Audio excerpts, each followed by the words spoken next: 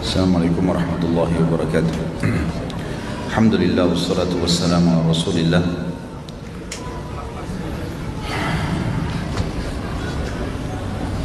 Setelah salam, penanya mengatakan semoga Ustaz dan jemaah sekalian senantiasa dilindungi dan diberi berkah oleh Allah. Sama-sama insyaallah. Mudah-mudahan penanya juga begitu. Bagaimana cara berbakti kepada orang tua apabila orang tua tersebut selalu memanjakan anaknya, bahkan malah marah dan ngomel apabila anaknya membantu mengerjakan pekerjaan rumah? Tetap dilakukan, bakti saja. Lakukanlah hal-hal yang dia tidak marah. Misal, kalau dia suruh belanja, keluar, beli sesuatu, maka lakukanlah itu. Jadi tidak perlu melakukan apa yang dia tidak suka. Ikuti saja.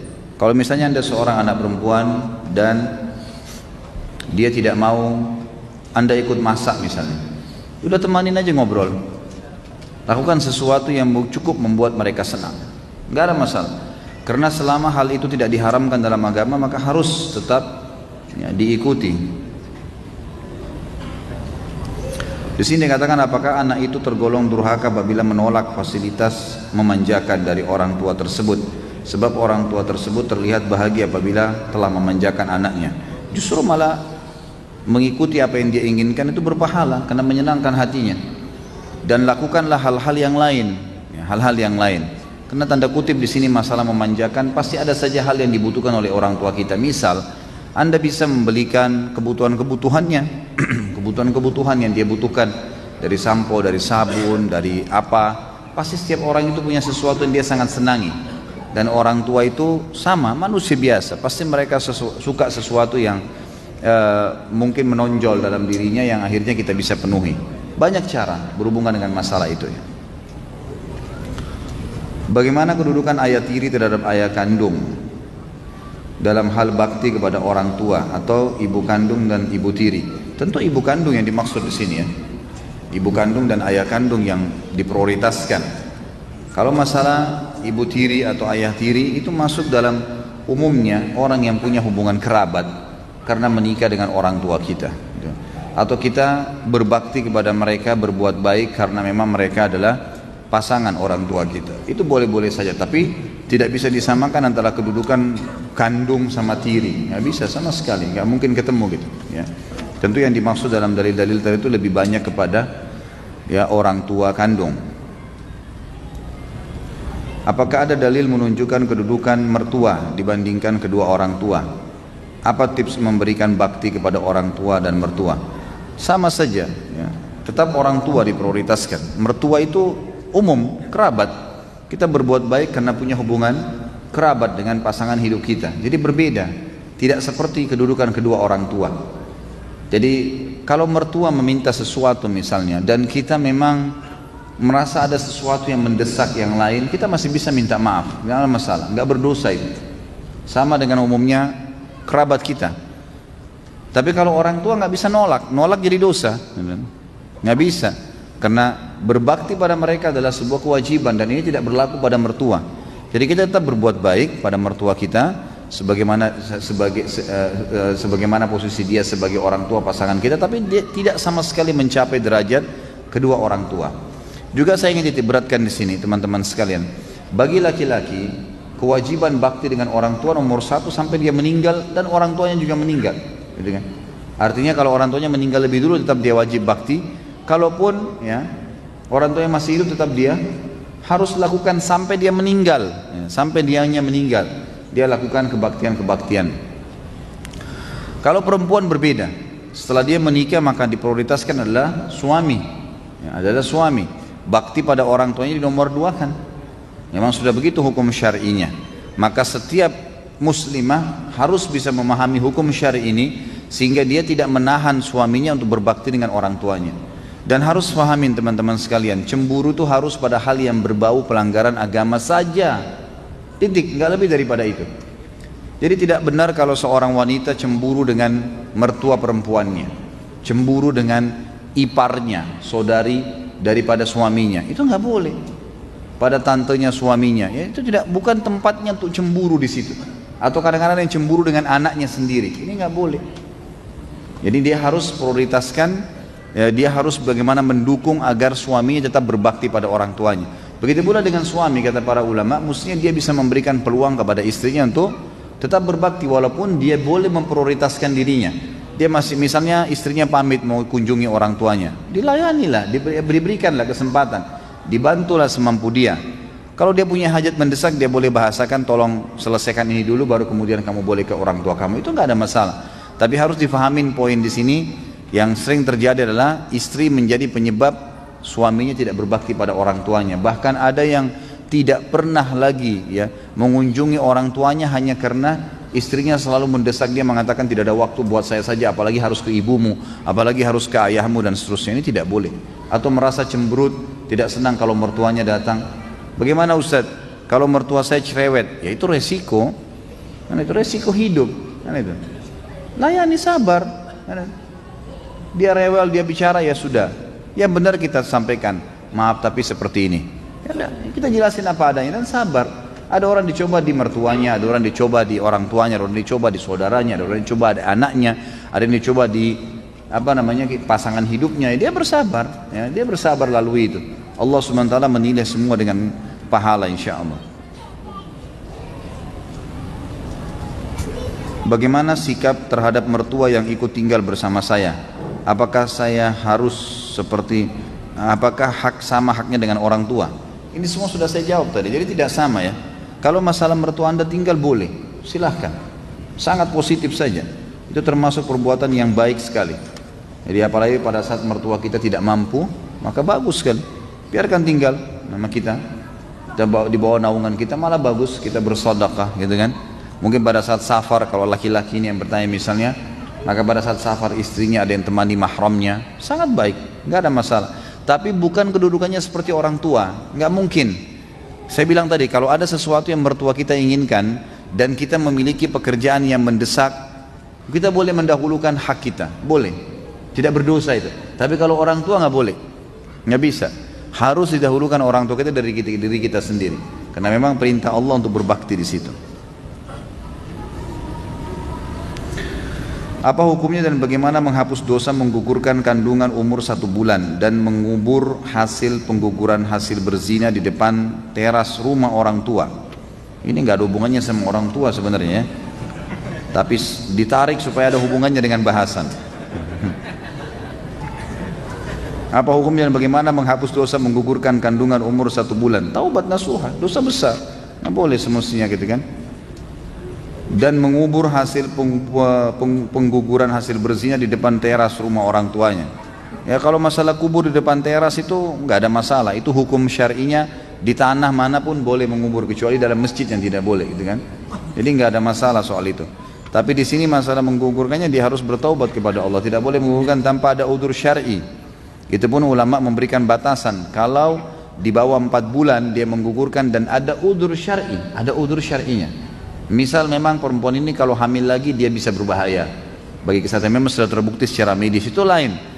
Tapi kalau sudah 4 bulan walaupun berbahaya nggak boleh digugurin, sudah ada ruhnya nggak boleh, udah terima konsekuensinya. Banyak orang divonis mati ternyata tidak mati, dia melahirkan sehat, anaknya lahir sehat, tidak ada masalah, ajal belum datang. Orang beriman tahu masalah itu.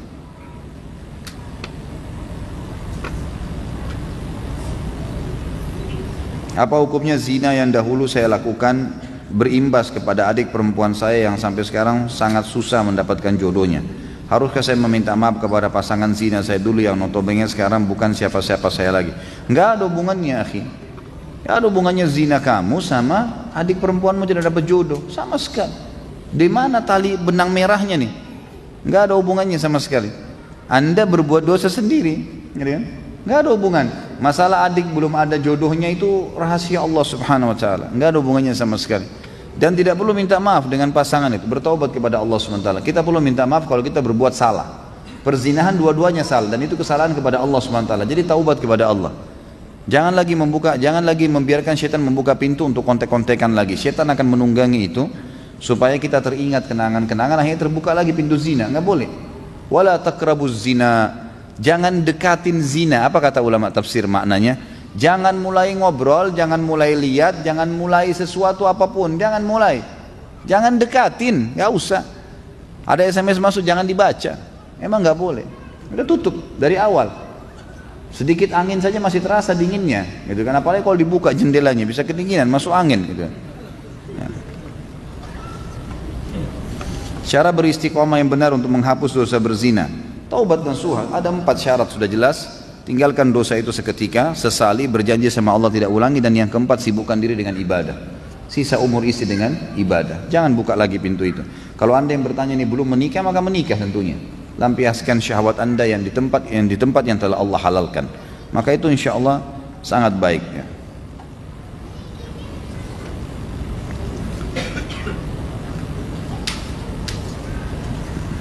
Yang tidak sesuai dengan tema saya tunda dulu ya.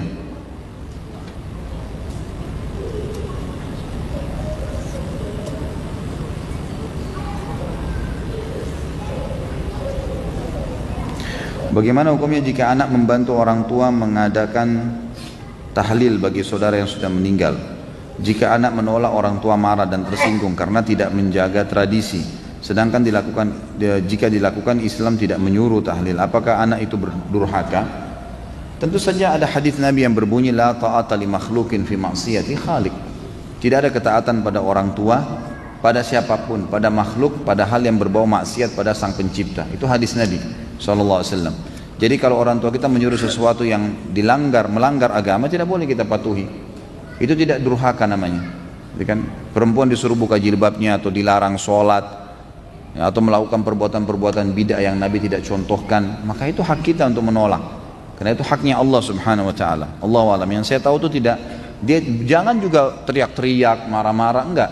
Sampaikan apa adanya. Suruh saya apa saja ayah, suruh apa saja ibu. Yang penting agama tidak larang atau Rasulullah perintahkan, saya akan lakukan. Apa saja, silakan suruh. Ya, kalau mereka tersinggung, cari ridhonya, memberikan hadiah, minta maaf, nggak apa-apa, gitu kan. Tapi jangan lakukan. Ya, jangan dilakukan. Kalau anda sudah tahu itu tidak pernah ada contoh dari Nabi SAW, saya sarankan jangan dilakukan. Ya.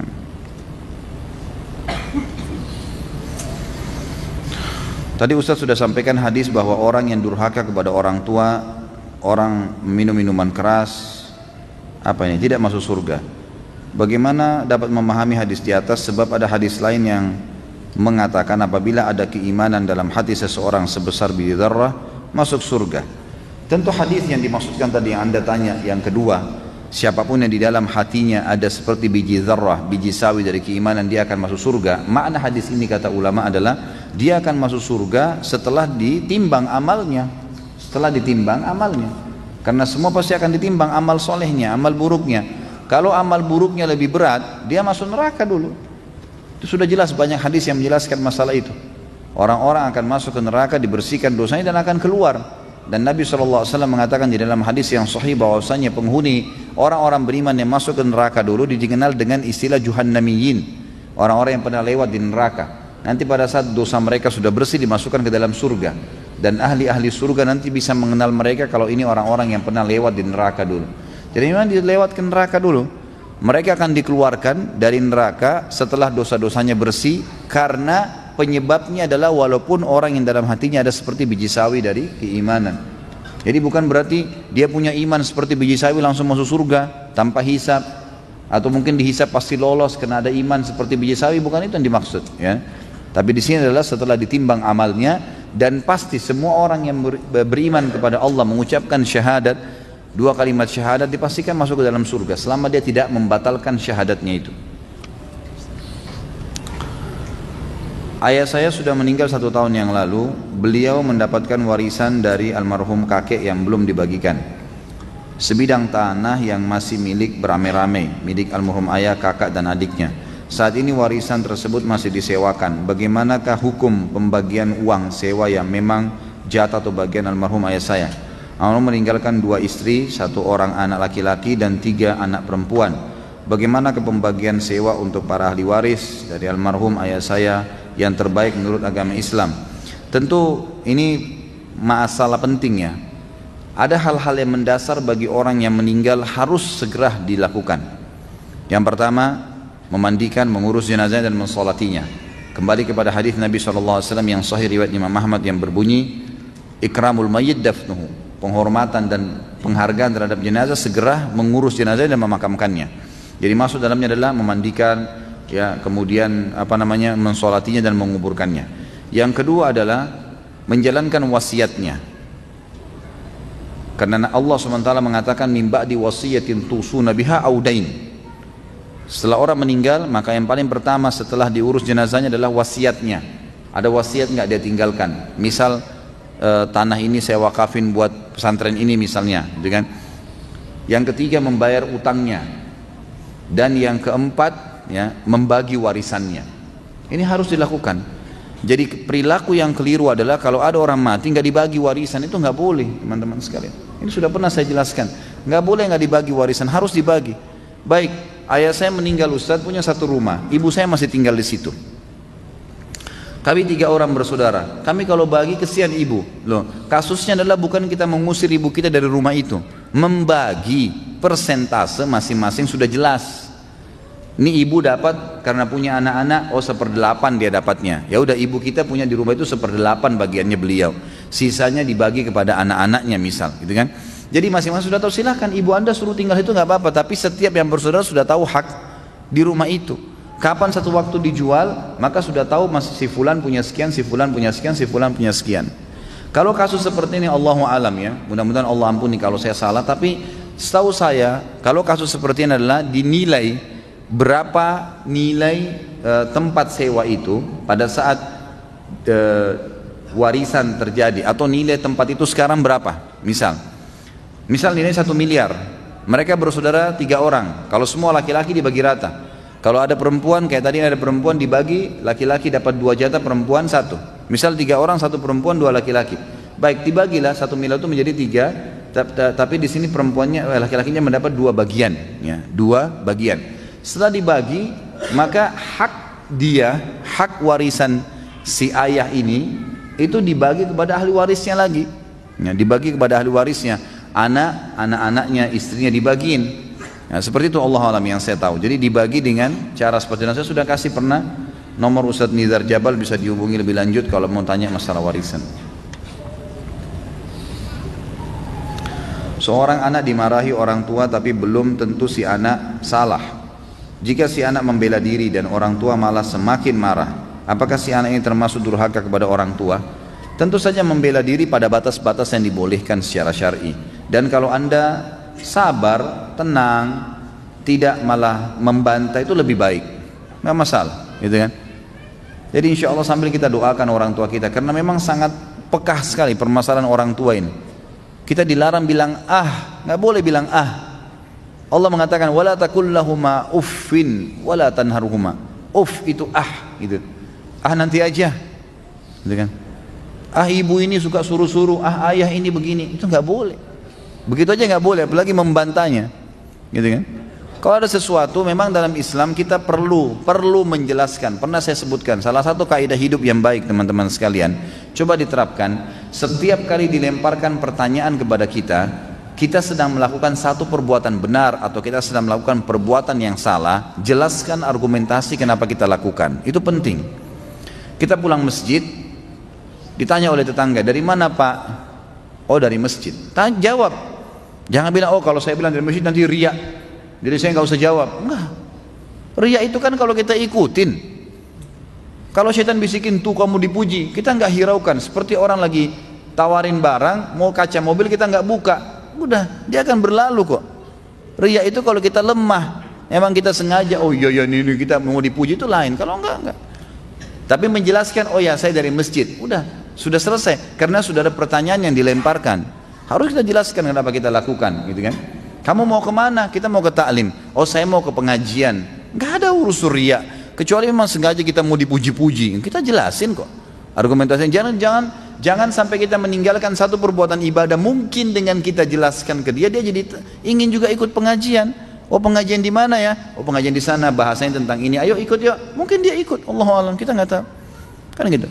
Sama kalau kita berbuat buruk, hukum Islam kita harus minta maaf. Berbuat salah, maafin saya, kita minta maaf. Kemudian perlu menjelaskan argumentasi kenapa kita lakukan. Saya lakukan waktu itu betul-betul karena ini, gitu kan? Tapi saya salah, saya tidak akan ulangi insya Allah, gitu kan?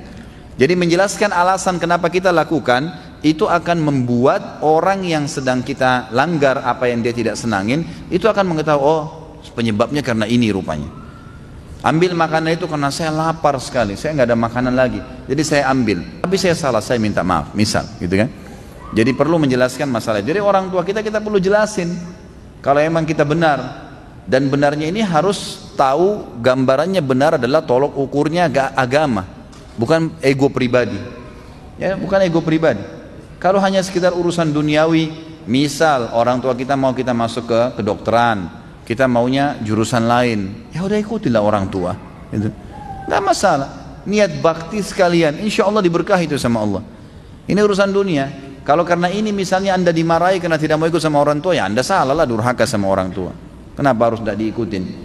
Ya, kecuali kita mau sholat berjamaah di masjid nih, jelas wajib azan, ditahan sama orang tua, nggak usah sholat di rumah aja, nggak boleh. Ini ayah, ini ibu, Allah yang perintahin, maaf, habis sholat saya kerjakan apa saja yang diminta, nggak apa-apa. Kalau haknya Allah didahulukan, gitu kan? Saya pernah jelaskan, haknya Allah ada wajib, ada sunnah. Haknya makhluk ada wajib, ada sunnah. Haknya Allah wajib, misal sholat 5 waktu. Kalau ketemu antara hak wajibnya Allah dengan hak wajibnya makhluk, hak wajib makhluk adalah bakti dengan orang tua misalnya, gitu kan? Suami minta tolong dari istrinya, hak wajib makhluk, tapi bertemu dengan hak wajibnya Allah, didahulukan haknya Allah. Sholat dulu baru layani mereka. Tapi kalau ketemu antara hak sunnahnya Allah dengan hak wajibnya makhluk, didahulukan hak wajibnya makhluk. Kita lagi sholat sunnah, lalu orang tua kita atau suami ngajak berhubungan biologis, ya batal puasa sunnahnya. Kita lagi sholat sunnah, dipanggil orang tua, nak batalin sholat sunnahnya. Jawab dulu panggilan mereka, karena wajib. Haknya Allah sunnah ketemu dengan hak wajibnya makhluk. Kalau ketemu antara hak sunnahnya Allah dengan hak sunnahnya makhluk, haknya Allah didahulukan, ya kan? Jadi perlu difahamin kaidah-kaidah seperti itu. Jadi insya Allah kita coba ya lihat dengan kacamata agama. Apakah memang dalam agama ini saya benar, haknya Allah yang wajib, sehingga saya tidak perlu bakti sama, saya tidak perlu dahulukan pendapat orang tua saya, atau ini cuma sekedar opsi pilihan-pilihan sunnah yang memang semestinya kita bisa toleransi. Bahkan pernah terjadi di Saudi, ada seorang wanita, ini kisah nyata terjadi. Jadi dia disuruh nikah oleh orang tuanya dengan seorang laki-laki. Laki-laki ini rupanya tidak terlalu faham agama, tapi orang tuanya suka, akhlaknya laki-laki ini baik, santun, ramah, dari keluarga baik-baik, tapi dia masih merokok. Kadang-kadang ada kesalahan-kesalahan yang dia lakukan yang memang menonjol sebenarnya dalam agama, tapi orang tuanya mau sekali dia lakukan. Maka anak perempuan ini mengatakan, saya terima lamaran laki-laki itu karena orang tua saya. Subhanallah, selama 3 bulan menikah, didakwain suaminya dengan santun, dengan baik. Suaminya tiba-tiba berubah, ninggalin rokok, sholat berjamaah di masjid karena pengaruh dari istrinya. Dan ulama mengatakan, menanggapi kisah ini karena terjadi, ini karena baktinya pada orang tuanya. Allah berkahi. Bukan mustahil.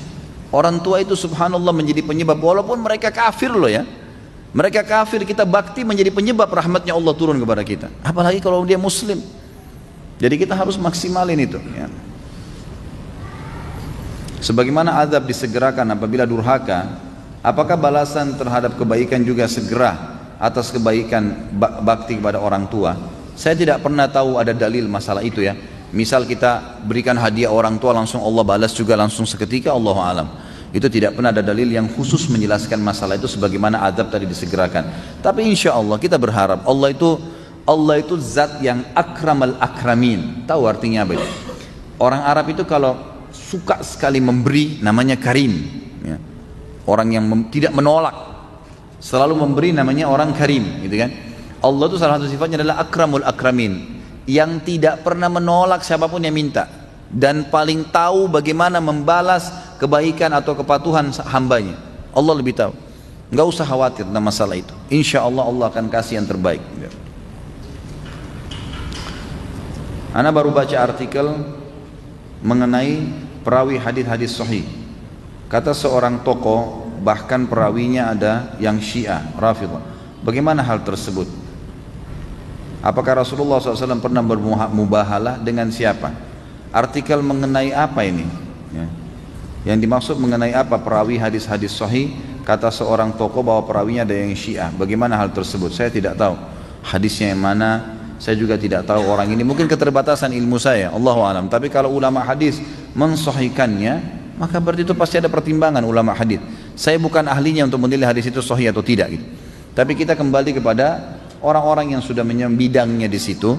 Kalau Imam Bukhari, Imam Muslim yang sudah jelas-jelas tidak diragukan oleh para ulama hadis tentang mereka, kemudian mereka meriwayatkan hadis, pasti mereka menjeli. Karena dalam ilmu hadis itu ada ilmu rijal, ada jarh wa ta'dil, ada ilmu mempelajari siapa perawi-perawi hadis itu, ada jarh wa ta'dil, ada mengetahui tentang kesalahan mereka dan menetralkan apapun informasi yang salah tentang mereka sehingga bisa diterima enggak hadisnya. Itu ada dalam ilmu hadis, ada dalam ilmu mustalah hadis. Jadi ada ilmunya khusus mempelajari masalah itu. Saya yakin tidak mungkin para ulama hadis mensahihkannya tanpa punya pertimbangan, gitu kan? Pasti ada sesuatu. Kalau mungkin ada perawi hadis pun benar yang disahihkan karena dia adalah Syiah, mungkin ini cuma simpatisan. Mungkin ini orang yang simpatisan, mungkin orang yang cuma sekedar menyampaikan sesuatu. Karena kadang-kadang subhanallah banyak orang salah paham nih.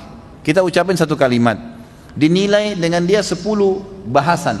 Bisa dari satu statement saya misalnya, bisa ada teman-teman yang mendengarnya mempunyai persepsi 10 masalah di situ. Padahal sebenarnya cuma satu tujuannya. Itu bisa terjadi, manusia bisa menjabarkan seperti itu. Allahu a'lam ya, seperti itu. Kalau apakah pernah Nabi SAW bermubahala? Nabi SAW dalam riwayat pernah dikatakan kedatangan orang-orang Nasrani dari Najran. Najran wilayah, itu kan penuh dengan orang-orang Nasrani. Lalu mereka datang dengan ingin niatnya bertemu dengan Nabi SAW, menanya-nanyakan tentang Islam. Lalu Nabi SAW jelasin Islam, mengajak mereka Islam, mereka nggak mau. Nabi biarin satu hari, besok diajak lagi berdebat, mereka disampaikan argumentasi, ayat-ayat, mereka nggak bisa membantahnya, nggak punya alasan. Kemudian mereka masih menolak Islam. Hari ketiga, terus begitu, akhirnya hari keempat dikatakan dalam riwayat sahih Nabi SAW mengajak mereka bermubahala. Mubahala itu mengajak orang yang non muslim ini untuk mendatang, siapa yang benar siapa yang salah nih. Caranya membawa keluarga terdekat.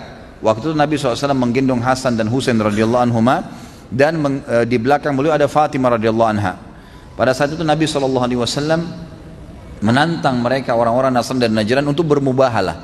Ayo kita kumpul, kalian juga mendatangkan kerabat-kerabat kalian, lalu kita minta kepada Allah, kalau siapa yang benar diselamatkan, siapa yang salah dikena laknatnya Allah. Maka orang-orang Nasrani Najran menolak pada saat itu, mereka tidak mau. Mereka setelah musyawarah, pendeta-pendetanya lalu berkata, ini kalau dia betul Nabi, pasti kita kena laknatnya Allah. Dan bukan cuma itu, sampai kepada anak keturunan kita. Maka mereka pun akhirnya menolak, dan mereka memilih untuk membayar jizyah, upeti pada saat itu, dan mereka kembali ke wilayah Najran. Itu yang saya ketahui. Saya mau tanya Ustadz, saya mantan pecandu narkoba. Dulu saya sudah mencoba berbagai cara, tapi selalu gagal. Sekarang saya sudah sembuh 2 tahun tidak menggunakan narkoba. Saya sedang melakukan sebuah terapi narkoba, dan di dunia kata dokter hanya terapi ini yang bisa berhasil. Alhamdulillah saya sekarang bisa beribadah, bersosial, kerja dan lain-lain sejak terapi ini. Tapi masalahnya terapi itu adalah substitusi atau pengganti dengan narkoba. Jadi di dalamnya masih ada unsur narkobanya, tapi tidak banyak. Apa hukumnya Ustaz? Terus ibadah yang saya lakukan selama ini bagaimana? Mohon petunjuknya Ustaz. Karena dari pengalaman teman-teman saya yang lepas terapi, tapi belum kelar, belum selesai, kebanyakan jatuh lagi ke narkoba. Saya takut untuk lepas sebelum terapinya selesai, karena semua diawasi oleh dokter, karena kita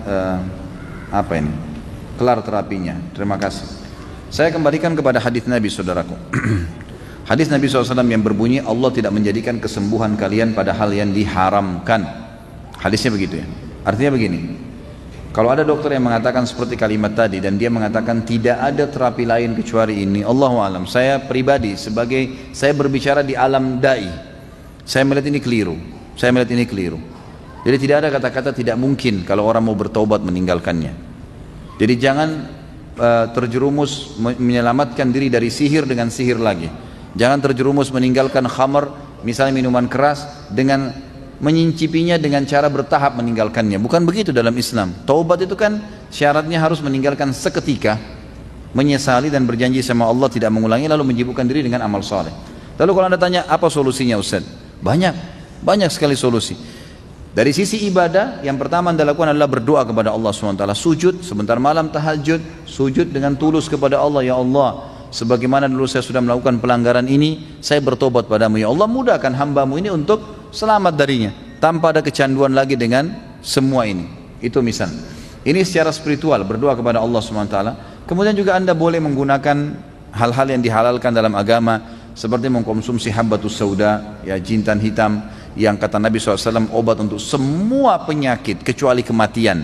Boleh mengkonsumsi madu yang sering dibuat jus misalnya, yang madu itu asli. Kemudian juga boleh menggunakan hal yang haram, di halal misalnya meminum air zam-zam, gitu kan, sambil berdoa kepada Allah SWT. Mudah-mudahan insya Allah bisa. Saya sangat yakin itu, kalau saya pribadi sangat yakin. Itu dari sisi spiritualnya. Dari sisi yang lainnya, sisi kehidupan sosial secara manusiawi, pertama, jauhi semua fasilitas yang mengingatkan pada narkoba itu, karena itu akan menjadi penyebab, pemicu. Teman-teman lah, fasilitasnya lah, foto-foto lah, apalah semuanya, gitu kan. Jadi kita harus itu. Yang kedua, perkaya informasi tambahan dengan membaca, dengan melihat bahayanya narkoba itu. Terus kita bubuhi diri kita dengan menonton, melihat cuplikan yang berbahaya, atau membaca sesuatu yang berbahaya tentang masalah itu. Nanti kita akan tinggalkan insya Allah. Dari dua sisi ini, mudah-mudahan saya berharap Allah mudahkan Anda untuk bisa meninggalkannya. Karena saya tidak menemukan celah membolehkan itu, sementara Nabi mengatakan Allah tidak jadikan kesembuhan kalian pada hal yang diharamkan, ya. Tentu kita berdoa untuk saudara kita ini dan seluruh muslimin agar diselamatkan dari kesalahan-kesalahan yang pernah dilakukan dan diterima taubatnya insya Allah. Bolehkah kita berbohong kepada orang tua dengan tujuan agar orang tua kita tidak cemas dengan keadaan kita? Nggak boleh. Dari mana pintu celah boleh berdusta ini? Nggak boleh akhi. Yang nggak boleh ukhti berdusta apapun alasannya. Kata Nabi SAW, ucapkan kebenaran walaupun di depan mata kalian kehancuran, dan tinggalkan kedustaan walaupun di depan mata kalian keberhasilan. Tidak boleh. Sifat orang munafik, kalau dia berkata dia berdusta, tidak boleh. Kata Nabi SAW dalam hadis lain, ucapkan kebenaran walaupun pahit, sampaikan apa adanya. Kalau masalah cemas, jangan cemas. Ibu, ayah, saya alhamdulillah baik-baik saja. Saya sebentar lagi balik, saya sebentar begini, jelaskan apa adanya. Insya Allah tidak ada masalah, gitu kan. Tapi jangan berdusta, karena dusta tidak boleh dalam Islam.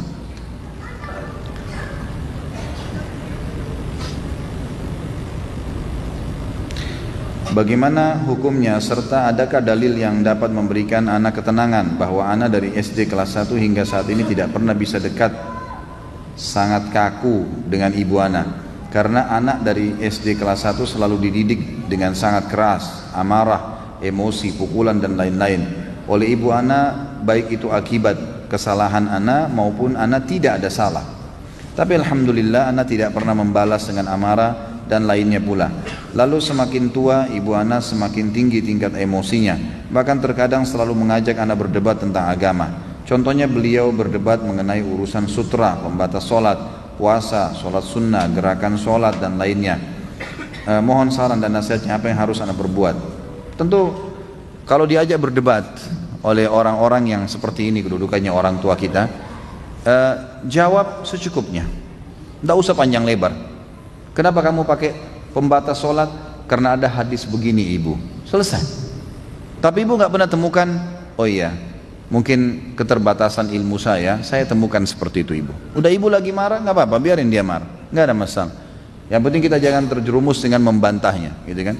Karena memang membantahnya ini gini ya, orang tua kita, pasangan hidup kita, seperti misalnya kita wajib bakti dengan ibu ayah, istri wajib bakti sama suaminya, gitu kan?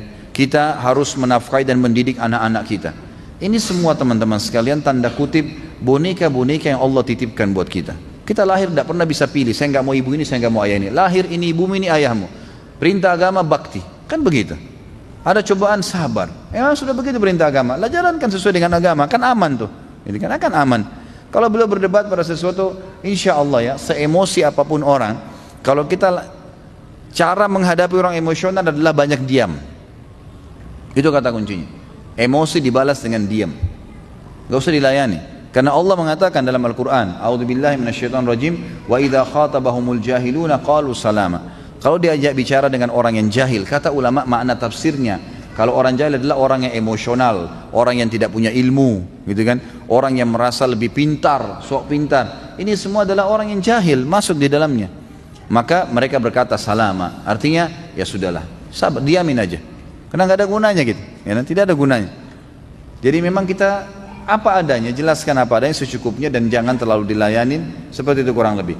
Kalau masalah bagaimana menangani, saya dari kecil selalu memang dilayani, dididik dengan pukul. Memang karena ada orang tua juga yang jahil dengan agama ya. Maka jangan membuat itu menjadi senjata syaitan membuat kita dendam. Jangan, agama meluru kita berbakti. Orang kalau ghibah kita, bukan kita balas dengan ghibah. Orang tua kita pukul dulu, bukan kita balas dengan keburukan juga. Kita sedang menjalankan perintah agama. Perintah agama adalah kita berbakti. Udah tetap berbakti. Insya Allah satu waktu Allah lunakkan hati ibu anda. Insya Allah dengan izin Allah dia bisa berubah. Bukan mustahil.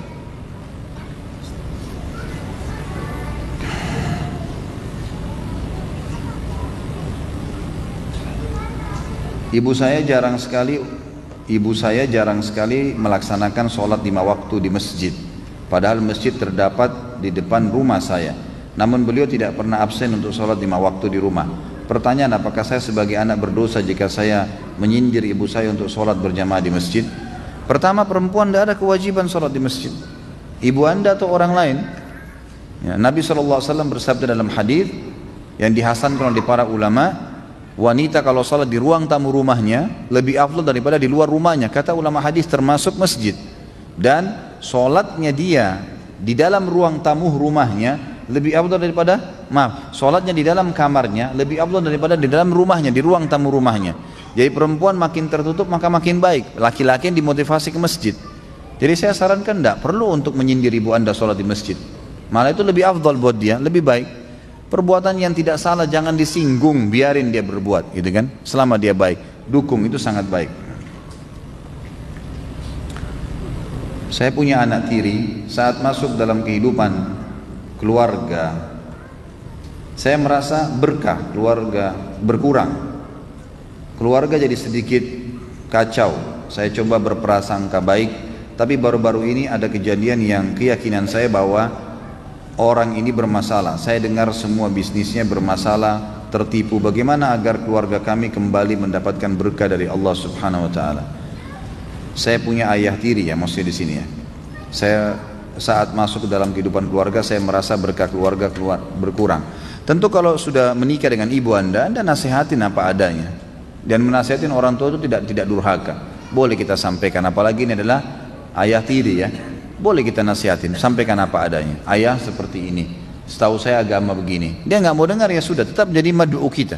Orang yang kita dakwahi, sampaikan kepada ibu agar bisa menyampaikan kepada dia. Tapi jangan memvonis kalau berkah kehidupan hilang gara-gara dia. Insya Allah tidak, biidnillah tidak. Kalau ada hal-hal yang berubah, bahasakan baik-baik. Kalau dulu rumah tangga ini seperti ini keadaannya, tapi setelah ayah datang, kenapa kok ada kejadian seperti ini? Bukankah agama mengajarkan seperti ini? Dan alangkah baiknya, alangkah bijaknya kita kalau mau mendakwahi seseorang, apalagi ini orang yang dekat, menikah dengan ibu, maka kita melihat kira-kira sisi apa sih, atau dari poin mana orang ini bisa kena secara dakwah. Ada orang hobi baca buku, ada orang hobi mendengar, ada orang macam-macam ya. Kita lihat sisi mana kira-kira, baru kita masuk ke dakwah itu ya. Kalau memang dia misalnya pribadinya tidak suka didakwahi oleh yang dianggap anak, maka ya sudah, pakai orang lain yang untuk menasihatin dia, atau kita menggunakan media-media yang ada. Saya laki-laki, orang tua memaksa menikah wanita yang saya tidak suka. Apakah saya berdosa jika tidak mematuhinya? Sedangkan laki-laki tidak perlu wali dalam pernikahan. Tentu di sini dilihat alasannya kenapa. Kalau alasannya memang, misal orang tua kita menyuruh kita menikah dengan orang yang tidak ada hubungannya dengan kriteria yang agama perintahkan. Wanita misalnya tidak tutup aurat, tidak sholat, dari keluarga tidak jelas statusnya, maka ini ulama mengatakan boleh dia menolaknya, tidak masalah, karena ada perintah-perintah Allah di situ yang harus dipenuhi, gitu kan? Tapi kalau opsi antara tidak suka saja, hanya karena tidak suka, mungkin ada kekurangan-kekurangan tertentu, maka kita bisa berdoa kepada Allah Subhanahu wa taala supaya diberikan petunjuk, istikharah kepada Allah. Istikharah itu jalan pintas untuk minta petunjuk dari Allah Subhanahu wa taala, minta.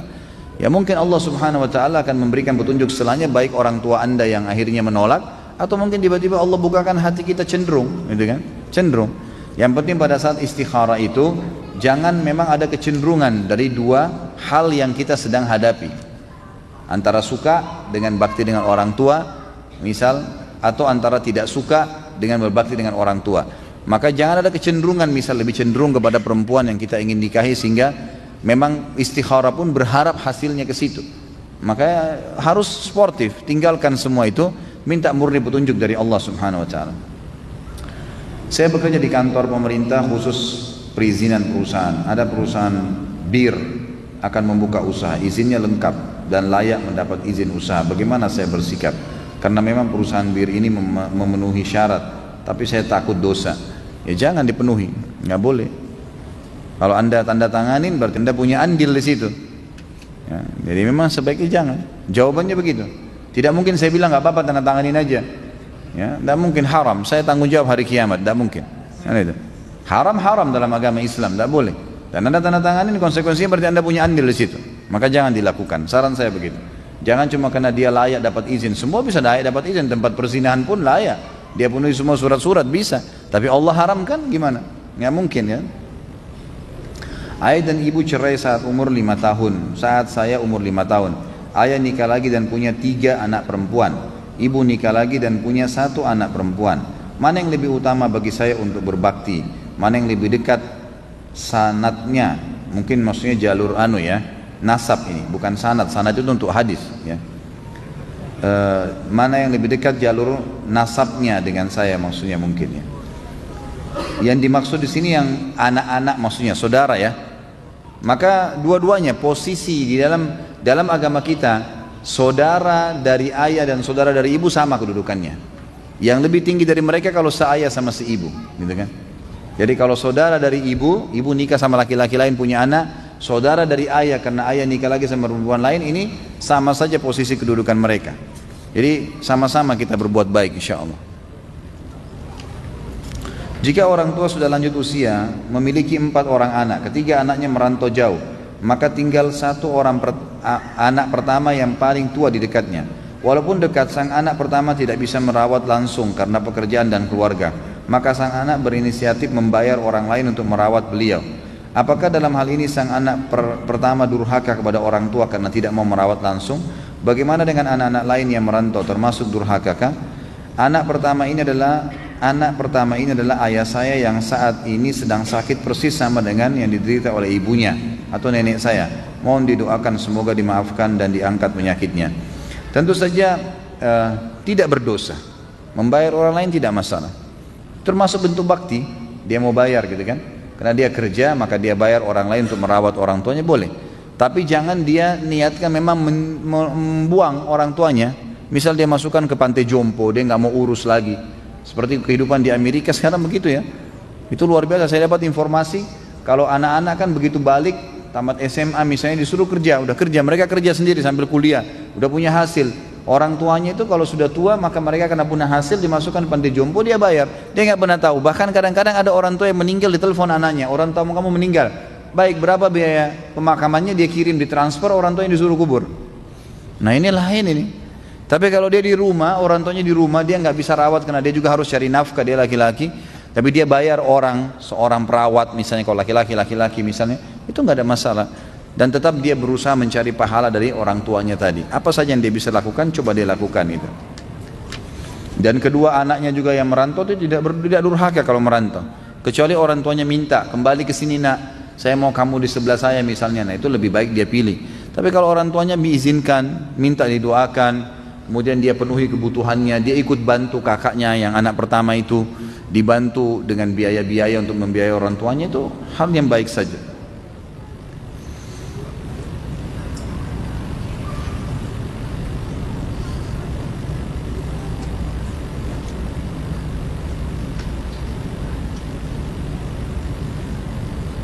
Nah ini masalah mertua, baik. Ustaz, anak mau curhat, 2 minggu sudah nggak ketemu Ustaz, rasanya sudah kayak 2 tahun. Ini benar nggak ini? Ana jika pulang kantor jam 5, Ana nggak langsung pulang karena macet perjalanan ke rumah, dan Ana menunggu sholat maghrib dan isya berjamaah karena saya tidak mau tertinggal fadilah sholat berjamaah.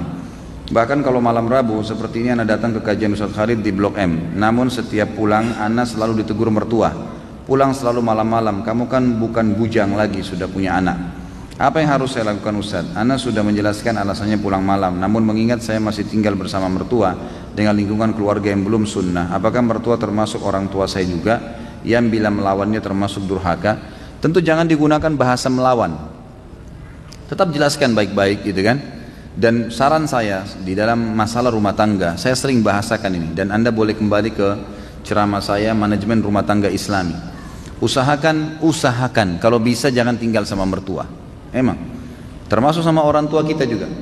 Kalau saya tinggal sama orang tua saya berarti istri saya akan tinggal sama mertuanya gitu kan.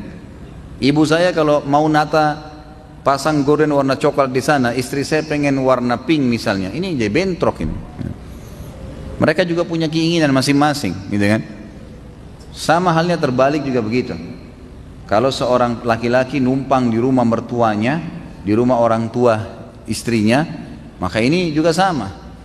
Tentu ayahnya, mertua laki-lakinya punya keinginan tertentu, juga ibunya, mertuanya pengen keinginan tertentu, pengen masak tertentu, dia pengen makan yang lain.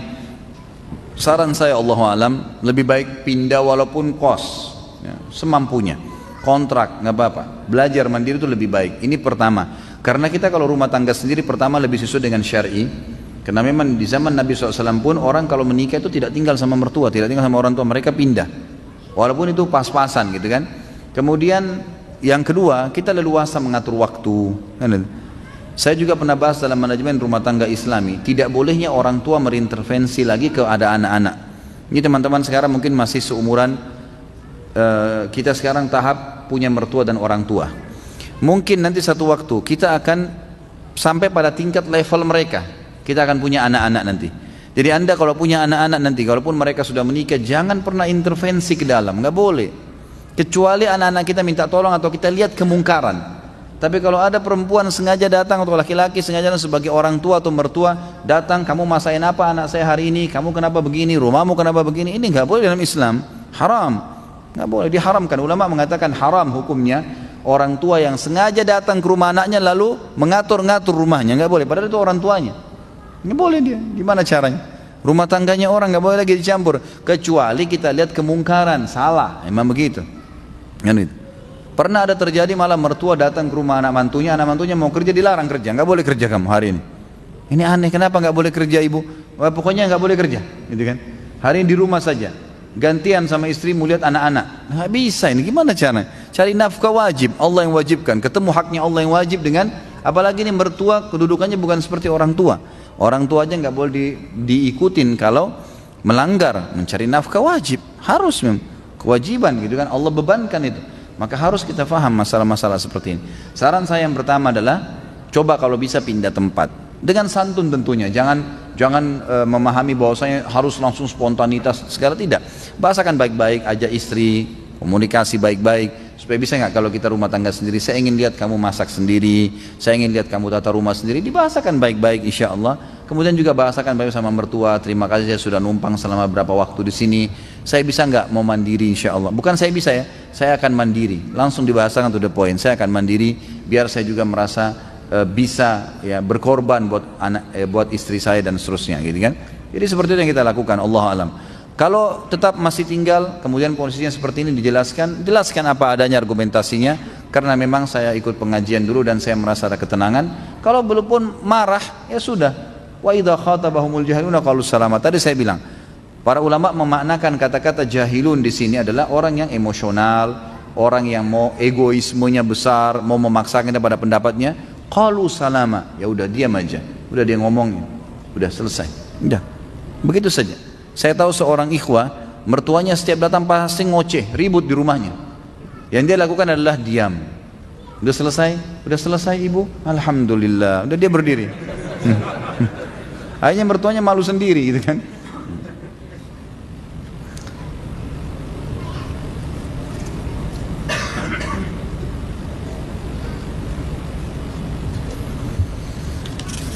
Jangan tambah lagi.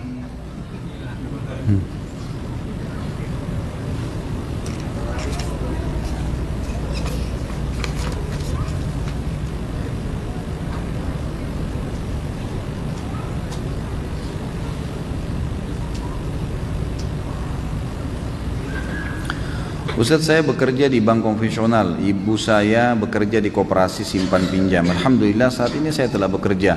Saya membeli rumah dengan KPR bank konvensional. Setelah saya belajar tentang agama, saya ingin taubat dari KPR riba dengan menjual rumah tersebut. Terjadi perdebatan dengan orang tua saya.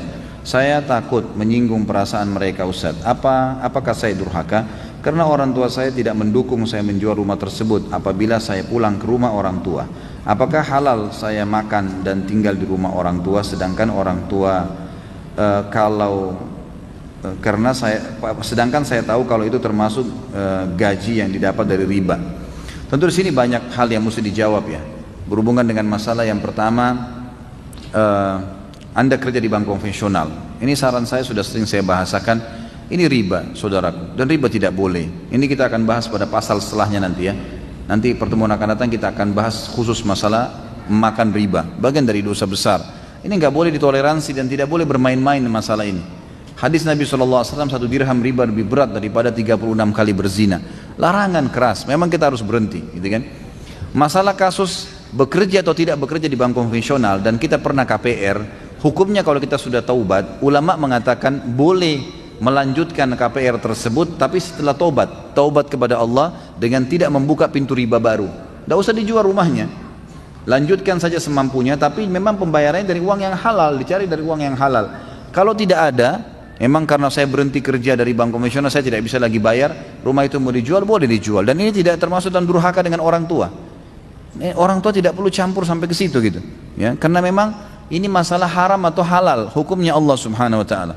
Harusnya memang kalau tidak ada lagi uang yang kita bisa bayar yang halal, sekali lagi ya, jadi kalau kita sudah terlanjur KPR mobil, rumah, riba, taubat kepada Allah, baru tahu hukumnya, maka itu boleh dilanjutkan kata ulama, boleh dilanjutkan, tapi tidak boleh membuka pintu riba baru, diselesaikan. Kalau dia bisa cash, alhamdulillah. Dia nggak bisa cash, dia cicil, dan itu sudah halal, karena Allah mengatakan dalam Al-Quran, dan kalian memiliki apa yang telah berlalu, walakum masalah, semua yang berlalu itu sudah dianggap dimaafkan oleh Allah Subhanahu wa taala. Tapi jangan sudah tahu hukumnya lalu sengaja, itu nggak boleh. Itu hukumnya dari awal sudah haram. Allahu a'lam.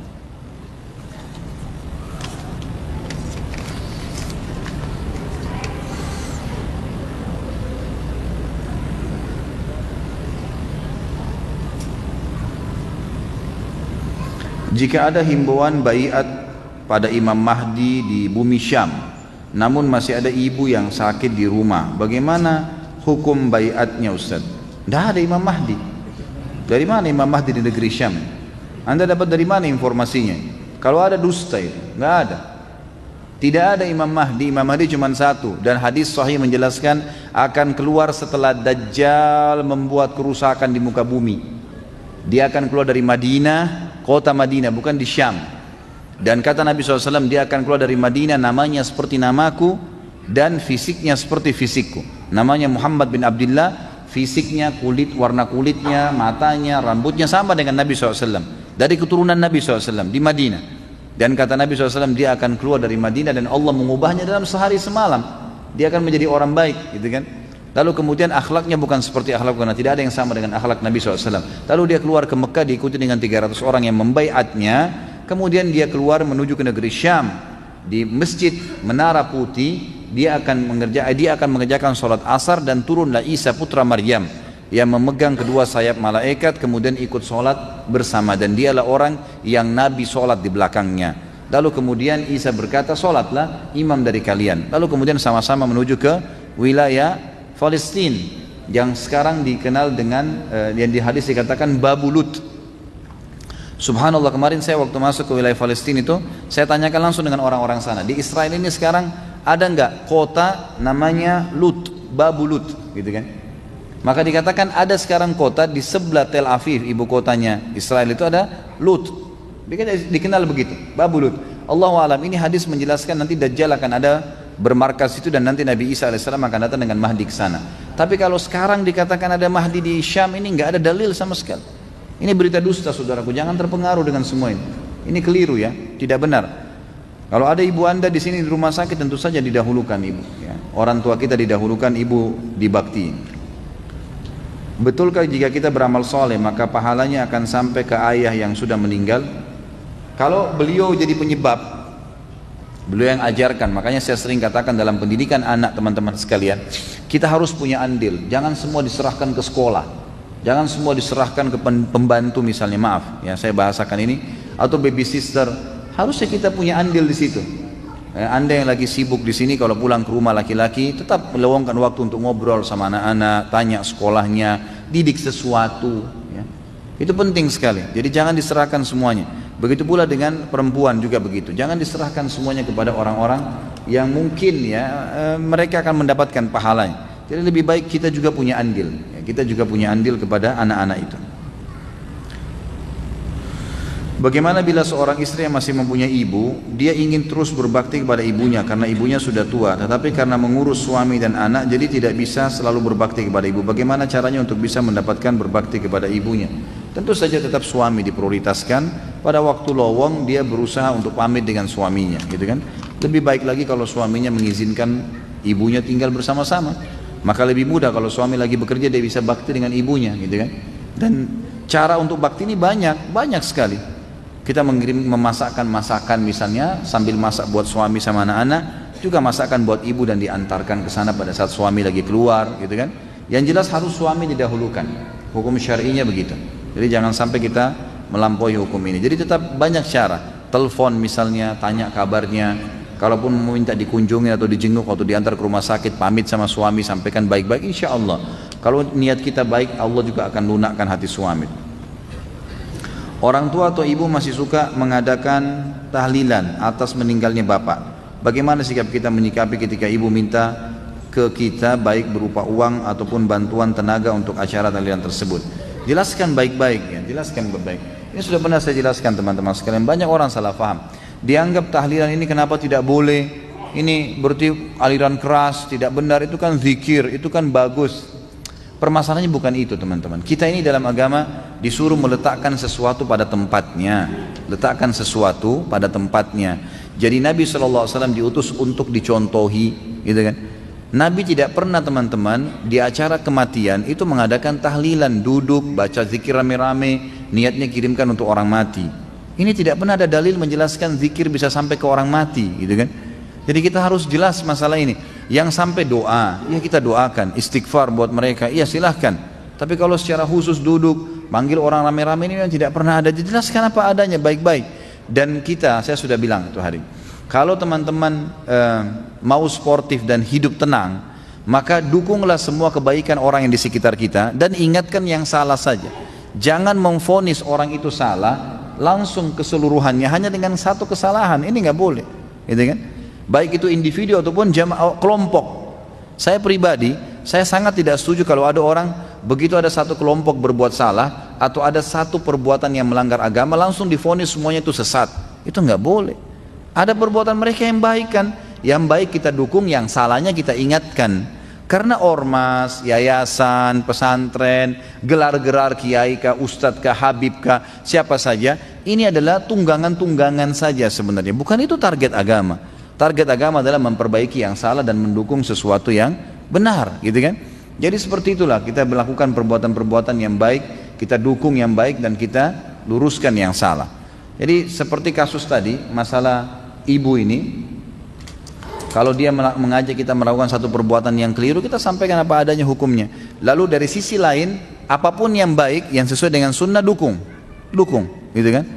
Apa saja yang dia lakukan, dukung. Misalnya dia mau bersedekah buat orang tuanya yang sudah meninggal, ini sesuai dengan sunnah Nabi, ini silakan. Ibu mau keluarkan ini 500.000, silakan sedekahkan ke orang miskin itu buat ibunya ibu misalnya, atau buat nenek, buat kakek, silakan. Itu sunnah Nabi. Nabi mengatakan sedekah jariah itu akan lanjut terus untuk orang mati. Sumbang buat masjid itu. Tunjukkan kepada mereka mana yang sunnah dan mana yang tidak sunnah. Yang sunnah kita dukung, yang salah kita tegur, gitu kan?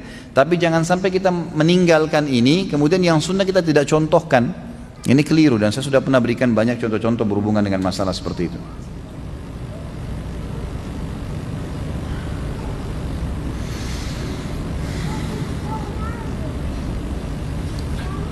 Saya harap sesuai dengan tema ya, karena waktu nggak memungkinkan kita untuk ini. Hukum wanita yang memberi tambahan nama suaminya di belakangnya, apakah termasuk menisbatkan diri pada suami?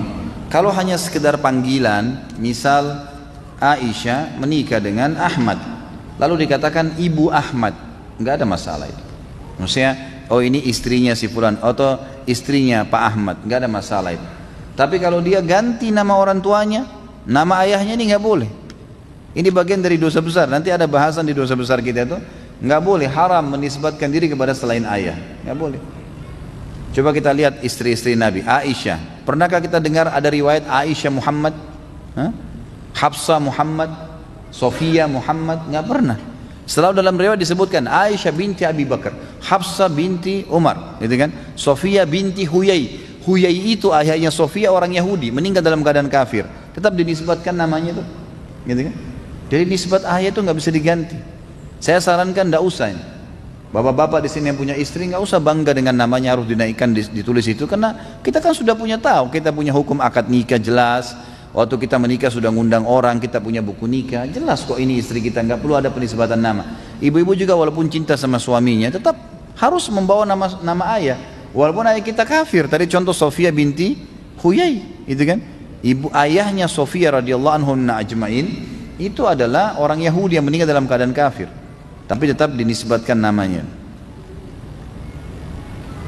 Apakah benar orang Yahudi menggali di bawah Masjid Aqsa untuk mendapatkan hartanya Nabi Sulaiman? Itu Allahu alam, saya tidak tahu. Ilmu saya tidak sampai ke situ. Coba yang saya tahu di Masjid Aqsa, jadi lokasi Masjid Aqsa itu sekitar 1,4 hektar, cukup besar. Dindingnya sangat kokoh dan di dalamnya ada beberapa masjid. Di dalamnya ada beberapa, karena luas sekali jadi banyak. Ada musola-musola, ada masjid. Ada yang paling depan menghadap kiblat namanya Masjid Kibli. Ini dibangun oleh Umar bin Khattab radhiyallahu anhu dan kemudian dikembangkan terus sampai zaman Muawiyah juga membangunnya, kemudian dibangun juga oleh Abdul Malik ibn Marwan dan dilanjutkan oleh anaknya Al-Walid ibn Abdul Marwan, Al-Walid ibn Abdul Malik. Kemudian ini sekitar tahun 70-an 80-an Hijriah ya. Kemudian setelah itu dikembangkan lagi terus dengan beberapa orang-orang muslim yang menjaganya sampai sekarang ada perawatannya. Tapi apakah di situ ada hartanya Nabi Sulaiman? Orang-orang Yahudi pernah gali, Allahu alam. Yang saya dapat informasi malah orang-orang Yahudi ini sangat menghormati wilayah Masjid Aqsa itu. Karena di sebelah Masjid Aqsa, di tembok, jadi tembok Masjid Aqsa itu kan 1,4 hektar. Ada satu sisi itu temboknya Masjid Aqsa itu mereka jadikan, orang Yahudi mengatakan tembok peratapan. Jadi selalu nangis tiap hari situ. Yahudi selalu datang nangis. Di situ ada sebuah besi yang diklaim oleh orang-orang masyarakat setempat. Dulu Rasulullah SAW mengikat tali burak pada saat mau mi'raj ke langit, gitu kan? Di sekitar itulah orang-orang Yahudi mengadakan peratapan. Mereka sangat menghormatin itu.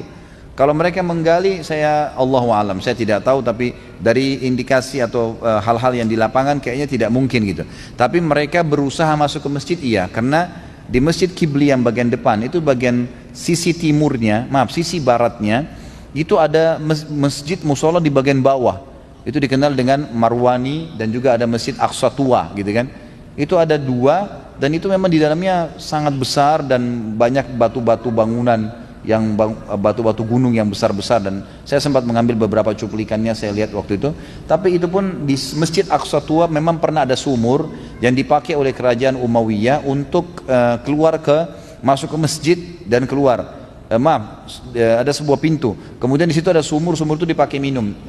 Dulu ada upaya orang-orang Yahudi untuk masuk ke dalam Masjid Aqsa melalui sumur itu, tapi sekarang sudah ditutup. Hanya itu saja. Upaya untuk masuk ke masjid ada, tapi upaya untuk membongkar harta Nabi Sulaiman AS ini Allahu alam. Ini saya tidak pernah temukan. Apa yang harus orang Islam lakukan tentang pergerakan Syiah yang akan memerangi Islam? Bagaimana pendapat Ustaz? Tentu saja ini harus diingatkan kesalahan, penyimpangan yang sangat luar biasa, gitu kan? Dan ini kita di Indonesia dan negara-negara Islam sekarang harus betul-betul memahami tentang siapa itu Syiah dan menjauhinya tentu. Mengingatkan, mendoakan saudara-saudara kita agar jangan terjerumus di dalam pemahaman yang salah ini. Karena jelas ya, kalau Anda tanyakan kepada orang-orang Syiah, bagaimana keadaan bapak Anda? Pernah ada teman saya berbicara dengan satu orang Syiah dan sangat bijaksana sebenarnya. Dia cuma mengatakan, bagaimana keadaan Anda? Oh baik.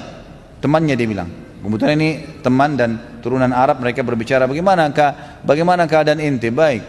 Ayah ente bagaimana? Baik. Kakek ente bagaimana? Oh baik. Mertua, semuanya baik.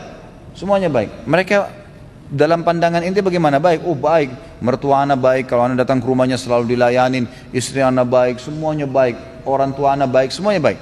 Lalu langsung temannya ini bilang, berarti ente lebih hebat dari Rasulullah SAW ya. Kaget dia, loh kok bisa? Kebetulan dua orang ini dua-duanya mengaku turunan Nabi gitu kan. Dan yang satu teman dekat saya, sahabat dekat saya. Maka dia mengatakan sama temannya nih, berarti ente lebih baik daripada Rasulullah SAW ya, kakek kita. Temannya kaget, loh kok bisa? Tentu Rasulullah lebih baik. Dia bilang iya, karena Rasulullah kan kalian kafirkan mertuanya, Abu Bakar sama Umar gitu kan. Kalian hina-hina istrinya. Sementara kamu tadi puji-puji istrimu, puji-puji mertuamu, bagaimana bisa? Berarti kau lebih baik dari Rasulullah. Terdiam akhirnya. Jadi pemahaman yang sudah luar dari situ saja sudah jelas salah. Untuk apa kita menghina mertua Nabi SAW? Untuk apa kita menyalahkan ya istri-istri Nabi SAW yang jelas-jelas meninggal dalam keadaan masih di bawah naungan Nabi SAW? Ini pemahaman yang keliru dan harus dijauhi. Harus dijauhi, gitu kan? Dan harus diingatkan kaum muslimin agar jangan sampai terpengaruh dengan propaganda-propaganda yang mereka sampaikan. Ini terlalu banyak ya, saya batasi tinggal 3 pertanyaan lagi.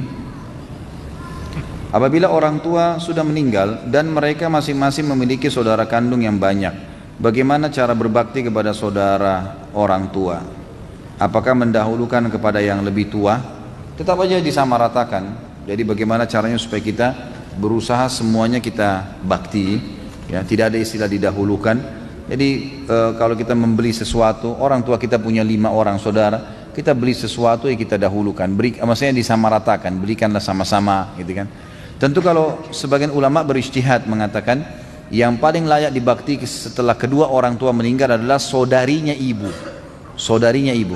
yang itu setara dengan saudaranya ayah, kan itu. Jadi saudara perempuannya ibu dan saudara laki-lakinya ayah. Kemudian datang setelahnya adalah saudara laki-laki ibu dengan saudari perempuan ayah. Ya, karena itu ada hadis Nabi tadi saya jelaskan di awal pertemuan, al-ummu bimanzilati al-khalatu bimanzilatil saudari kandungnya ibu seperti atau posisinya sama dengan ibu.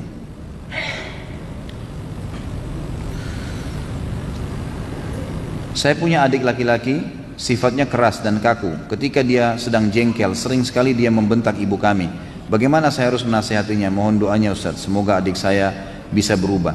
Semoga saja semua teman-teman yang sedang menghadapi masalah tadi yang minta didoakan, ini Allah mudahkan urusannya insyaallah. Allah berikan hidayah yang mereka sedang orang-orang yang sedang menyusahkan mereka, dan juga tentu saja Allah Subhanahu wa taala meninggalkan dalam keadaan Islam. Tentu ini perilaku yang salah, harus dinasehatin, caranya dinasehatin dan diberhentikan, tidak boleh dibiarkan. Kalau dia mau mukul yang harus ditahan, walaupun kita harus ya berkelahi sama dia, dalam arti kata memang harus memberhentikan, tidak boleh kemungkaran. Kalau sampai dia mau mukul orang tua, kalau dia bentak ya kita ingatkan, tidak boleh, haram kamu bentak ibu, gitu kan? Tidak boleh, kamu haram membentak ayah. Nah, harus begitu, jadi tidak boleh dibiarkan, ya, harus diingatkan, karena memang ini pelanggaran agama, tidak boleh sama sekali dibiarkan. Bagaimana cara kita menyikapi ketika orang tua kita selalu mengkritik pasangan kita? Ya terima saja positifnya, dan yang negatif nggak usah didengar, gitu kan? Yang positif kita ambil, baik terima kasih, saya berusaha, insya Allah doakan supaya istri saya, suami saya bisa jadi baik. Kita terima apa adanya dan ambil positifnya, tinggalkan yang negatifnya. Pokoknya jauhi semaksimal mungkin berdebat sama mereka supaya jangan terbuka pintu dosa gitu.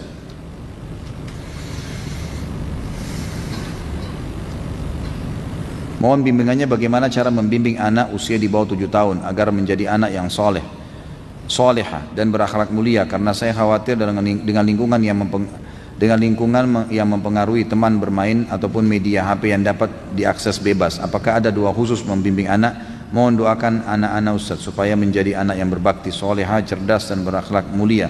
Mudah-mudahan insyaallah diniatkan bisa didapatkan. Tentu kita sebagai orang tua harus tahu anak ini amanah dari Allah buat kita. Maka jangan biarkan dia seleluasa yang bisa gitu. Sayangnya orang tua kepada anak adalah meluruskan kesalahan dan menuntun dia kepada kebaikan. Walaupun anak itu nolak, memang harusnya begitu. Dan kelirunya orang tua adalah kalau karena sayang, dia katakan karena sayang sama anak dibiarkan. Tidak boleh kita membiarkan anak sendiri memegang HP di kamar. Nah, tidak boleh memang. Harus orang tuanya ngawasin, kontrol, gitu kan? Dia yang belikan. Harus dia tanya, kamu bicara sama siapa nak? Kamu begini. Jadikan mereka sebagai sahabat. Tentu Ali bin Abi Thalib menuntun kita satu hal yang sangat positif. Didiklah anak kalian dengan 7 tahun, 7 dikali 3. 7 tahun pertama itu adalah dengan kelembutan dan kebaikan. Selalu tuntun rangkul. Kalau dia buat salah ingatkan. Anak saya 2 tahun setengah, 3 tahun, hampir 3 tahun. Itu kalau pernah di kamar saya tumpahin sesuatu makanan, lalu sengaja dibuang sama dia. Saya nggak biarkan, saya panggil, sini nak. Walaupun dia masih belum lancar ngomong, angkat ini. Dia belum paham awalnya. Saya duduk, saya tunjuk kembali, angkat ini nak. Diangkat sama dia. Kemudian saya kasih, itu tisu. Ambil tisunya, lap, bersihkan. Saya tuntun dia, sampai dia lakukan. Subhanallah, dengan 5 menit saya korbankan waktu begitu. Saya pandu dia, walaupun awalnya mungkin dia merasa berat atau belum faham, atau anak-anak merasa tidak perlu, tapi karena dia lihat saya serius, dia lakukan sama dia. Dan semenjak itu kalau ada sesuatu yang tumpah, dia coba melap gitu kan, walaupun dalam kondisi umur kurang dari 3 tahun. Memang orang tua harus proaktif, nggak boleh kita biarkan. Dan hubungkan apapun yang kita ingin berikan kepada anak kita dengan prestasi. Kamu hafal 10 juz nak, ya, Abi atau Umi kasih HP. Kalau kamu nanti prestasi bisa hafal 30 juz, nanti diberikan motor pada saat SMP dan SMA. Hubungkan program-program hidupnya, prestasinya, fasilitasnya dengan prestasinya. Dan jangan terlalu memberikan fasilitas sementara tidak ada prestasi, terutama berhubungan dengan masalah agama. Jadi Allahu a'lam, yang saya tahu mungkin lebih baik seperti itu ya.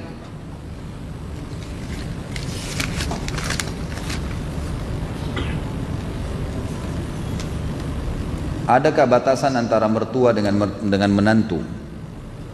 Mana yang lebih utama, orang tua atau suami? Ini sudah saya jelaskan kalau yang kedua ya, tentu suami. Kemudian batasan antara mertua dengan menantu, batasan seperti apa dulu nih? Yang dimaksud batasan apa gitu. Kalau batasan aurat ada tentunya, gitu kan? Semua selain pasangan halal, suami istri, kalau perempuan ketemu sama ayahnya, ketemu sama saudaranya, yang boleh leher ke atas, siku ke bawah, siku ke lengan, siku ke telapak kaki, ke telapak tangan, dan lutut ke bawah.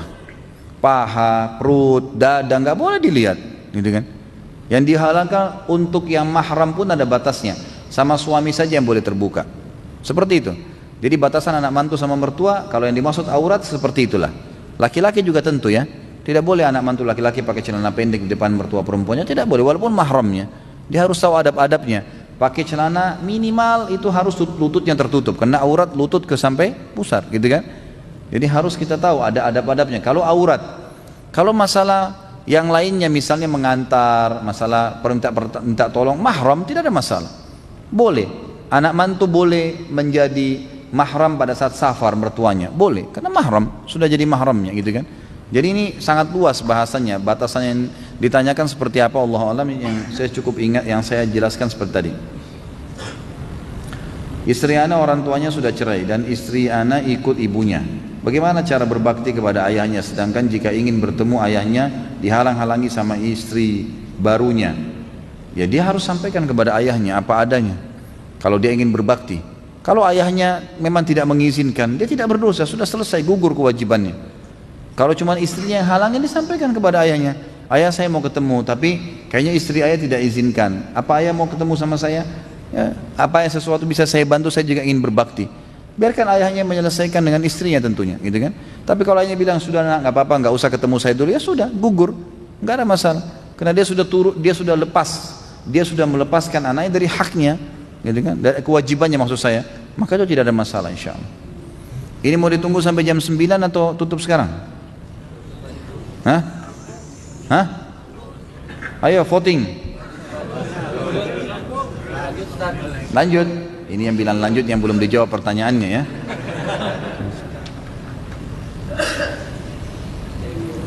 Ustaz, saya baru mengenal sunnah. Setiap saya pulang ke rumah, ibu saya selalu marah kepada saya karena saya mulai memelihara jenggot dan tidak isbal. Dan saya jadi bingung mana yang saya harus taat, sunnah Rasul atau orang tua. Tentu saja sunnah Rasul, akhi. Dan begini, menghadapi orang tua itu seperti menghadapi sahabat, jangan tegang, gitu kan? Kalau misalnya dia jenggot itu kenapa kamu pelihara begini begitu, senyumlah gitu, sambung dengan senyum, ya, dekatin, ngobrol, candain orang tua kita, ajak ngobrol, kenapa sih, apa masalahnya dengan jadi kan cuma rambut ringan, nggak ada masalah gitu kan. Jadi kita cobalah jadi jangan dihadapi dengan tegang. Orang tua nggak boleh dihadapi dengan sama dengan menghadapi anak, sama dengan menghadapi pasangan hidup. Kita coba menghadapi dengan tenang, ya. Tenang, jadi tidak perlu ada emosional di situ. Dalam arti kata di sini pada hal-hal yang tidak melanggar agama ya. Kalau pelanggaran agama itu wajar kalau seseorang menyampaikan dengan tegas. Gimana hukumannya kalau ibu dari Islam terus jadi Kristen? Maksudnya apa ini? Bagaimana hukumnya kalau ibu dari Islam lalu menjadi Kristen, lalu balik lagi ke Islam? Dibolehkan dalam Islam kalau ada seseorang yang murtad ke agama lain, kemudian dia masuk Islam, kemudian dia murtad lagi, dia masuk Islam, kesempatannya 2 kali. Kalau sudah yang ketiga kali, sudah nggak ada lagi ceritanya, sudah nggak boleh, gitu kan? Tapi kalau masih 2 kali, Allah alam, yang saya tahu dalam Al-Quran diceritakan atau disampaikan boleh. Apabila ayah dan ibu telah meninggal, sementara paman dari keluarga ayah atau bibi dari keluarga ibu usianya lebih muda, apakah kita harus berbakti juga kepada mereka? Lalu bagaimana jika kakek atau nenek masih hidup? Tentu saja tetap berbakti. Tetap berbakti. Dahulukan saudara dan saudari dan saudara ayah dan ibu, gitu kan? Ada kakek dan nenek, tetap juga kita berbakti. Tapi ini tentu berbaktinya sebatas kita mampu ya. Sebatas kita mampu. Beda dengan berbakti kepada orang tua. Jadi yang di sini dimaksud berbakti sama tadi dengan berbakti kepada mertua. Kalau ada hal-hal yang memang ya mendesak sekali, kita tidak bisa tinggalkan. Kayak kita harus kerja ke kantor, lalu ada permintaan tolong mereka, kita nanti insya Allah bisa nggak setelah saya balik saya penuhi. Kita lakukan begitulah. Beda dengan orang tua itu memang harus di skala prioritaskan, gitu kan. Jadi kita harus memahami mereka kita bakti karena perintah Allah Subhanahu Wa Taala, tapi bukan seperti keadaan orang tua kita. Apabila ada seorang anak yang durhaka kepada kedua orang tuanya, qadarullah orang tuanya sudah meninggal lebih dulu dari sang anak dan tidak memiliki sanak saudara, bagaimana cara bertaubat anak tersebut? Allah Tawwab, Allah maha menerima taubat hambanya. Taubat saja kepada Allah, kemudian coba memperbanyak amal saleh untuk orang tuanya. Sedekah misalnya, mendoakan, memohon ampun untuknya pada saat ada rezeki umrah dan haji, itu semua boleh kita lakukan. Dan insya Allah taubat itu akan diterima oleh Allah. Bagaimana cara berbakti kepada orang tua yang kafir? Bakti, lakukan hal-hal yang dibolehkan dalam agama, menjenguknya kalau sakit, memenuhi kebutuhan-kebutuhan bulanannya, dan tidak mengikutinya pada saat dia perintahkan hal yang diharamkan. Apa saja yang boleh dilakukan anak kepada orang tuanya, silakan. Masuk rumah sakit diobatin, ya semua itu kita datang berkunjung ke rumahnya dan tidak melakukan hal-hal yang haram. Haram kita sampaikan, maaf dalam agama saya tidak boleh ayah, tidak boleh ibu. Bahasakan baik-baik. Bagaimana apabila orang tua sudah meninggal dan apa ini? Ami atau khala adalah saudara tiri dari orang tua. Apakah kita wajib berbakti? Tetap sama hukumnya insya Allah. Jadi yang tiri pun tetap sama, dibolehkan. Tetap kita berbakti dan itu pintu-pintu yang bisa menambah amal-amal kita.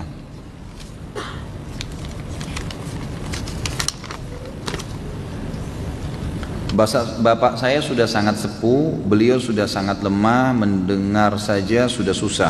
Beliau sepertinya sudah sangat susah untuk bergerak dan sholat, namun beliau masih sadar. Apakah tugas saya sebagai anak? Apakah tugas saya sebagai anak menuntun sholat, mengajak berjamaah dengan beliau walaupun beliau sudah atau hanya sanggup tiduran saja? Kadang beliau suka meminta didoain agar bisa cepat dipanggil. Bagaimana menyikapinya? Tetap diingatkan sholat dan diajak, boleh diajak berjamaah pun boleh, tidak ada masalah. Jadi kan kalau tidak, biarkan dia sholat atau dipandu. Kalau dia sudah sedikit lupa-lupa boleh. Saya pernah memandu mertua saya sebelum meninggal pada saat itu di Surabaya. Kemudian dalam kondisi sudah setengah ingat setengah enggak, dan saya bisikkan kalau ini sudah waktu sholat, mau sholat dia nganggukkan kepalanya, lalu kemudian saya sholat di dekat situ mengingatkan dia, gitu kan. Tentu setelah saya sholat berjamaah, kemudian saya kembali dan saya memandu dia sholat dan dia mengikuti dengan isyarat semampunya. Itu boleh saja. Atau kalau tidak, kita ingatkan sholat dan kita sambil ucapkan bacaan-bacaan sholat supaya dia ulangin dengan lisannya, dia ikuti dan semampunya, ruku, Allahu Akbar, sujud. Walaupun kita lagi tidak sholat, kita mengingatkan di sebelahnya. Itu insya Allah semua hal-hal yang masih dibolehkan.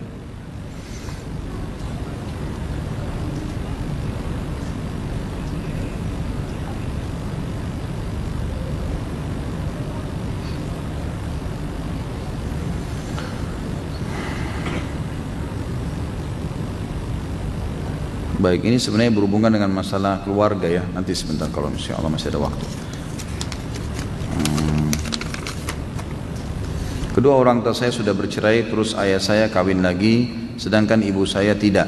Setiap saya ke tempat ayah saya, beliau selalu menjelek-jelekan ibu saya dan membanding-bandingkan dengan istri dia yang sekarang. Sementara ibu saya tidak pernah menjelek-jelekan ayah saya, malah selalu bilang gimana pun juga dia tetap ayah kamu. Bagaimana sikap saya sebagai anak terhadap ayah seperti ini? Nasihatin yang kita mampu sampaikan gitu kan, ayah setahu saya ibu tidak begitu. Tapi kalau dia tetap aja kamu tidak tahu, kamu tidak mengerti, ya sudah gitu kan, tidak ada masalah. Kita diam saja. Saya sudah bilang tadi, kata kuncinya kalau orang emosional biasanya begitu ya. Karena cerai, pernah ribut, akhirnya cerai, akhirnya ribut, dan ini karena emosional, maka diam saja. Hadapi emosi itu dengan diam. Itu sangat baik. Maka setelah selesai, baru kemudian kita berbicarakan yang lainnya. Kita juga harus tetap jangan memotong pembicaraannya supaya tidak masuk dalam masalah durhaka dengan orang tua. Jika kedua orang tua sudah meninggal dan sebelumnya waktu mereka hidup anaknya belum atau kurang berbakti kepada orang tuanya, apa yang dapat membalas jasa kedua orang tua sedangkan saudara-saudaranya sudah meninggal juga? Tadi sudah saya bilang ya, sedekah, mendoakan, beristighfar kepada Allah untuk mereka, haji dan umrah yang dibolehkan dalam agama. Bagaimana apabila orang tua tidak merestui poligami sedangkan istri merestui? Mana yang harus didahulukan, perintah Allah atau larangan orang tua? Tentu saja perintah agama. Perintah agama, orang tua tidak ada urusannya. Allah yang perintahin, maka tidak boleh dipatuhi, gitu kan? Karena perintah Allah Subhanahu wa taala untuk mengerjakannya. Di sini dalam masalah pernikahan, tentu pernikahan dalam Islam khilaf di antara ulama tentang masalah sunnah dan wajibnya. Dan kadang-kadang dia sunnah, kadang-kadang dia wajib. Poligami bisa menjadi wajib tuh hukumnya dan bisa menjadi sunnah. Dia menjadi wajib pada saat seorang laki-laki mendapati misalnya istrinya sakit, tidak bisa lagi melayaninya, dan dia kalau tidak menikah lagi maka akan membuat dia terjerumus dalam perzinahan atau terganggu secara kejiwaan. Lalu kemudian dia mau poligami, orang tuanya larang. Ini nggak boleh, ini sudah wajib dia menikah, nggak boleh. Tapi kalau hanya sekedar dia mau melangkah menikah lagi dan dalam kondisi tidak ada masalah, orang tuanya belum setuju karena tidak faham, maka orang tuanya coba didoakan, dicari ridhonya. Tapi kalau dia nikah lagi itu nggak durhaka, karena dia menjalankan perintah Allah Subhanahu wa taala. Apabila seorang wanita sudah menikah, maka kewajiban berbaktinya diutamakan kepada suami. Lalu bagaimana bentuk bakti wanita yang sudah menikah kepada orang tuanya? Lalu bagaimana apabila terjadi konflik antara orang tua istri dengan suaminya? Sudah kita jelaskan tadi ya. Jadi tentu saja lakukan apa yang kita mampu. Seperti misalnya dari hal yang kecil, masak di rumah lebihkan, kemudian diberikan kepada orang tua kita. Telepon, tanya kabarnya, ada kebutuhan apa? Minta izin sama suami atau ajak suami mengunjungi orang tua dan seterusnya. Kalau terjadi konflik, kita berada di tengah-tengah, cari yang benar. Kita selalu bersama dengan yang benar. Kebenaran kita dukung. Dan setiap terjadi konflik antara dua orang, teman-teman sekalian, jangan menjadi pahlawan tiba-tiba tanpa sebab. Kalau ditanya baru kita jawab. Kalau enggak, jauh usah bicara. Kita lagi ke suami lagi ngomongin orang tua kita, diam aja. Kita ke orang tua lagi ngomongin suami kita, diam aja. Kalau kita lihat memang ditanya, pendapat kamu bagaimana? Kenapa kamu selalu diam? Kalau menurut saya begini. Kalau enggak usah. Karena orang dalam emosi itu susah menerima pendapat. Bukan berarti kita tidak mau ingkar mungkar. Susah meluruskannya kalau orang lagi emosi. Makanya jawabannya tenang, diam sampai keadaan tenang, baru kemudian diperbaikin. Apabila kakek dan nenek masih hidup, sementara ada juga paman dari keluarga ayah atau bibi dari keluarga ibu, kebetulan tinggal satu rumah. Kepada siapa bakti yang harus diberikan? Sementara paman, ini selalu dari tadi terulang ya, tidak usah bingung dengan bakti, lakukan saja terbaik buat mereka semua. Beli makanan rame-rame, berikan hadiah pakaian, belikan rame-rame, jangan didahulukan satu sama yang lain, karena kedudukan mereka beda dengan orang tua kita. Kemudian apa yang kita bisa lakukan? Ya memang bisa mengorbankan sesuatu, mengorbankan. Kalau tidak, kita pamit, kita bisa dahulukan hak kita dulu, karena mereka bukan seperti orang tua kita, seperti itu kurang lebih pasnya ya. Ini pertanyaan yang saya tidak, Allah alam, saya lihat di luar daripada tema, tapi kita bacakan. Ketika bid'ah dibela, judulnya begitu. Bagaimana Ustadz sikap anak ketika telah menyampaikan kepada keluarga untuk tinggalkan bid'ah dan hentikan untuk merokok? Lalu jawaban dari keluarga, tinggalkan aliran yang apa ini? Anak sekarang dan keluarga mengatakan selalu berdoa untuk anak agar kembali ke alirannya dulu, afwan, yang bid'ah. Dan ibu anak mengatakan pakailah pemahaman yang dulu saja. Pertanyaan Ustadz, apakah jika anak tidak mengikuti perintah ibu dan masih tetap dalam pemahaman ahli sunnah saja, apakah anak berdosa karena tidak menurutinya? Lalu bagaimana sikap anak sebaiknya apabila anak terus sampaikan wahyu dari Allah? Saya bilang begini teman-teman sekalian, dan ini sering saya ulangi, jalankan sunnah pada mereka dan tinggalkan yang bid'ah, karena bid'ah itu lawannya sunnah kan gitu, lawannya sunnah. Tentu khilaf di antara ulama tentang masalah ini panjang lebar pembicaraan, tapi saya berbicara sebatas ilmu saya saja. Saya tidak menyalahkan siapapun. Kalau ada teman-teman yang punya argumentasi, punya dalil yang kuat, silahkan. Saya sendiri tidak berani. Saya tidak berani mengatakan bid'ah itu boleh. Saya pribadi tidak berani. Karena saya tidak berani bertanggung jawab depan Allah hari kiamat. Ada yang mengatakan ada bid'ah hasanah, ada ini, ada itu. Itu pendapat.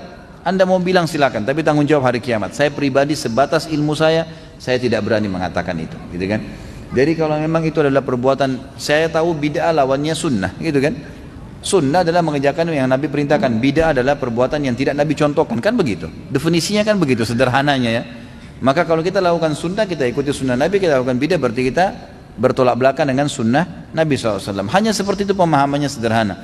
Kalau masalah khilaf antara ulama itu mungkin Anda bisa jabarkan sendiri. Tapi kalau di sini kita sudah ingatkan, kita sudah sampaikan, dan kita ingin menjaga kemurnian agama ini sesuai dengan ajaran Nabi SAW, maka pertahankan dan tunjukkan sunnah kepada mereka. Saya kasih contoh, itu hari sudah saya jelaskan. Kalau ada tetangga yang lagi meninggal, teman-teman sekalian, Anda ini yang sudah ikut pengajian sunnah, jalankan sunnah Nabi. Apa itu? Bantu, datang ke situ, takziah. Apa yang kita diperintahkan? Bawain makanan, bawain minuman, doakan, sabarkan, bantu urus jenazahnya. Sesuai dengan sunnah. Bahkan ada teman-teman di Sidoarjo, saya acungkan jempol sama mereka. Itu sampai mereka awalnya dianggap ekstrim karena sudah ikutin sunnah. Lama-lama mereka jalankan apa yang saya ingatkan. Saya bilang jalankan sunnah Nabi dulu, contohkan kepada mereka. Akhirnya mereka menawarkan, setiap orang meninggal mereka bawain makanan, sunnah Nabi. Nabi SAW mengatakan kepada masyarakat Madinah waktu itu, pada saat jenazah Ja'far bin Abi Thalib dibawa radhiyallahu anhu, kata Nabi SAW, isna'u li ali Ja'far fa innam asabu ma lam yusibkum. Buat makanan, bawain makanan minuman keluarga Ja'far, mereka telah ditimpa apa yang tidak menimpa kalian. Jadi memang kita lakukan sunnah Nabi di situ, bawain makanan. Kemudian ramah, doain. Nabi SAW kalau bertakziah 3 hari. Takziah adalah meringankan beban keluarganya mayit, bukan si mayitnya. Ini banyak teman-teman salah paham, dianggap takziah untuk mayit. Makanya mereka ribut dengan baca Al-Quran lah, berzikir lah, karena dianggap untuk mayit. Takziah itu semua buku fikih menjelaskan teman-teman meringankan beban keluarga mayit. Maka kita doakan, Nabi SAW mendoakan, menyabarkan, itu yang kita lakukan. Kemudian yang ketiga, bantu urus jenazah yang sesuai dengan sunnah. Mandikan, kita baca bukunya, mandikan, urus ya jenazah tersebut. Kemudian apa yang kita bisa lakukan, pemakamannya kita jalan, sholatin jenazahnya, sunnah-sunnah Nabi kita lakukan. Yang tidak sesuai dengan sunnah kita jangan ikut-ikutan. Kita bisa jelaskan, mudaratnya besar kalau kita ingatkan, yang tidak usah diingatkan, gitu kan? Yang kadang-kadang terjadi, ikhwas sekalian dan akhwat rahimani rahimakumullah, banyak ikhwas seperti ini dan akhwat seperti ini, karena semangatnya ikuti sunnah Nabi, maka dia langsung memvonis itu enggak boleh, haram, dosa, masuk neraka. Orang jadi nolak akhirnya. Kata Nabi SAW, basyiru wala tunaffiru, sampaikan berita gembira.